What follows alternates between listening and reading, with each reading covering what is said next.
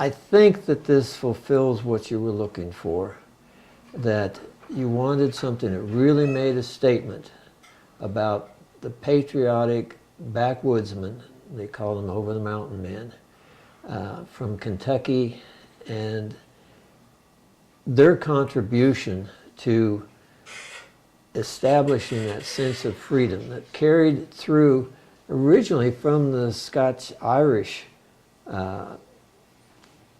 zeal for independence. That's why we have on here a tam, even though they had sometimes the slouch hat, but this was a patriotic statement showing their genetic loyalty to freedom and independence, which is inherent with the Scots and Irish. And it's got his kilt pin that he is now pinned in his hat with the sword of truth pierced in the heart. So I added the lantern to indicate that even at night he's still keeping vigilance.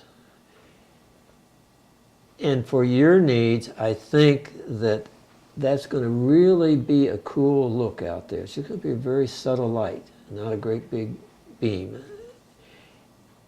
Night and day, he is standing guard.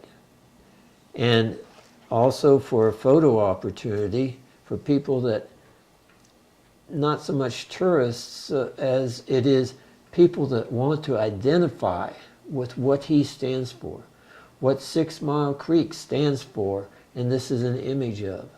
They can stand side by side with a patriot. I designed it so that there's a perfect place here for the young people to be able to stand here too, to give them a sense of being part of history, being part of what this is about. They're going to be standing on truth, and they're going to read, upon this rock of truth, I stand. The world will adjust, because this world needs to adjust to truth.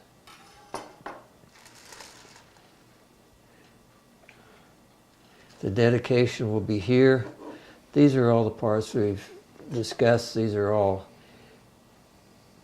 part and parcel of what he's carrying to be historically correct and also symbolically correct, such as behind his back is the ever-present dagger of truth.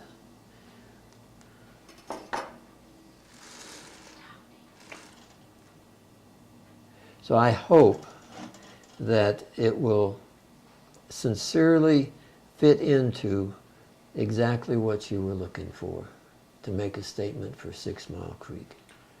Yeah, I mean, we wanted something. I wanted something that was authentic, was true. You know, I didn't want Fess Parker TV show. I wanted something that was historically correct, not necessarily politically correct.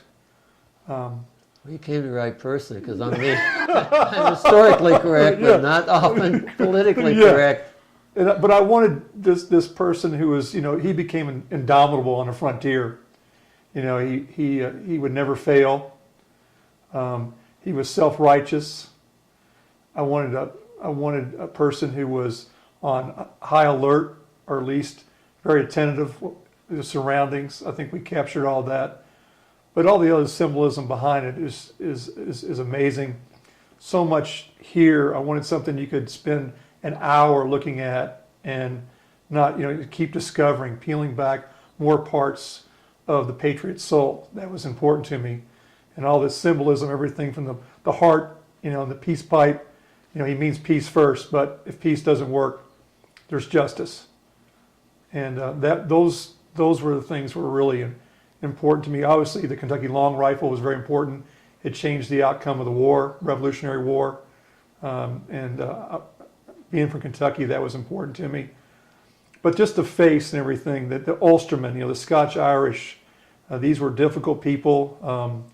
You know, they had been rent-racked by King James on at least a couple occasions, came here for, you know, to basically live the way they want to live, their own, determine, you know, who they worship, how they worshipped, what they drank, what they didn't drink. And they believed if they cleared the land, they were entitled to it. You know, they left the feudalism and for the ultimate liberty, the ultimate freedom in America. And they were the ones out front. They weren't living in forts. They weren't living in big groups. They were out there on their own, and they were leapfrogging over to other people as they came to the frontier. And this person, again, he's indomitable. He's a survivor. Failure, he never even thinks about failure. And I think James, in just the garb, he is self-sufficient in this statue. There's nowhere he can't go or no place he can't be and survive. And I think James has captured all that.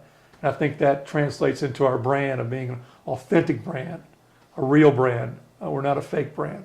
We're not fake news. And this is real.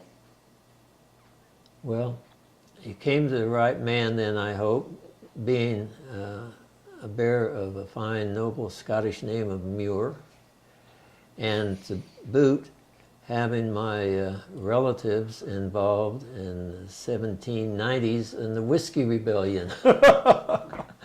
So we're on the same page. Yes, yes. This statue will have a unique place on our property.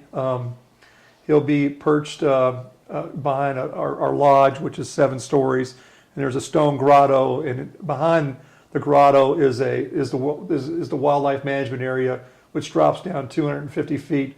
So he will be seen as the overseer of the wilderness behind him, and his light will shine for miles out there, and he will be seen, he was also feared, and that's why the over the mountain men, they literally lived on the other side of the mountain. They came over the mountain, and they were feared and respected by all, the British as well as the loyalists who were there. So, but they were, again, the ultimate survivor.